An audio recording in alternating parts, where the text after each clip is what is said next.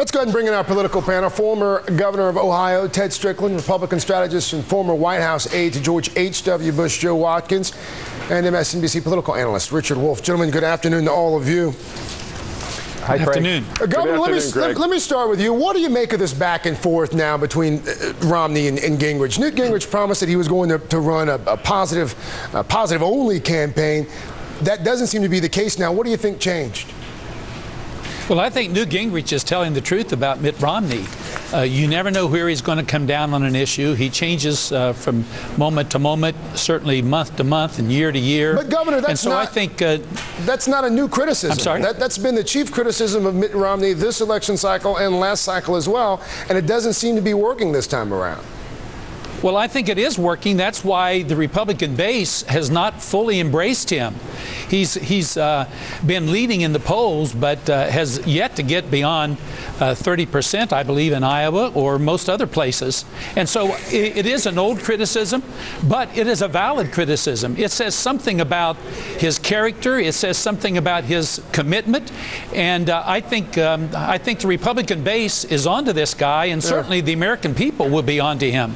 Joe, for all the criticism that the Gingrich camp is throwing at Mitt Romney, they seem to agree on health care policy to a certain extent, at least. In 2006, Gingrich saying, quote, "We agree entirely with Governor Romney and Massachusetts legislators that our goal should be 100% insurance coverage for all Americans." What do you make of that statement? Well, what I make of it is the fact that Newt Gingrich is a very, very savvy politician. He's somebody who I happen to like quite a bit.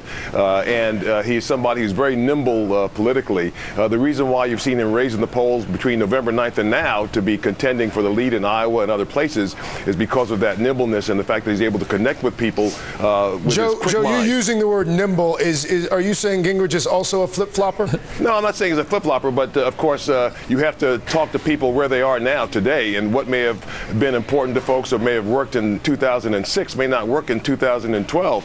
And so being nimble means understanding what the voters need. It's just like Mitt Romney is connecting so well in Iowa now because people care about the economy and they think Mitt Romney has the capacity to put Americans back to work. And so Mitt Romney, along with spending money and having a big organization, an excellent organization, is really gaining some traction because people want to know, how do I get back to work? Newt Gingrich is speaking to the same thing, which is why he's doing so well in the polls. Richard, a strategist from Romney's camp, quoted as saying he cannot imagine a scenario where Mitt Romney does not get the nomination.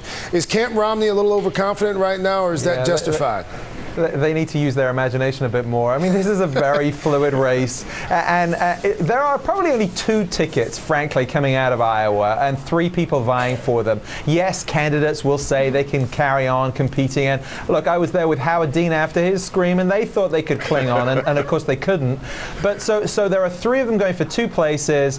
Mitt Romney has to really come in 1 or 2. If he comes in 3rd, it's going to be like Hillary Clinton, the inevitable front runner who suddenly looks very mortal and wounded. So, that's a bit of bravado at this point with so many undecideds. You heard Ann Seltzer. She is the gold standard of polling in Iowa. And while she thinks it's fluid, I believe it's still fluid. Richard, who do you think comes out of the Hawkeye state, if you were a betting man?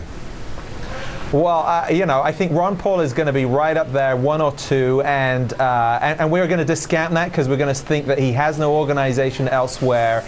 And then it's between Romney and Gingrich. Can they pull out something that is at least respectable enough to continue the fight? Governor Gingrich, again, promised about 44 stops around Iowa in the lead up to the caucuses. As of today, the Des Moines Register says he'll make half of that, about 22 stops. What does that tell you about the state of his campaign, Governor? Well, I think it says that no Republican has won the hearts and minds of the Republican base. They are all flailing, and none of them look very strong compared to President Obama. So regardless of who comes out of the Iowa caucus, I think it's going to make little difference, because right now, if you look at whoever they may nominate and you compare that person's positions and you compare those with President Obama's, the president has provided strong, steady leadership. The Republican candidates are flailing about, changing positions, and they have yet to solidify their own base. And I think think that's very good news for the president going into 2012. Governor Joe Watkins, Richard Wolff, gentlemen, thank you all for your time. Thanks so much, Craig. I want to update folks on that breaking news we've been telling you about. Democratic Senator Ben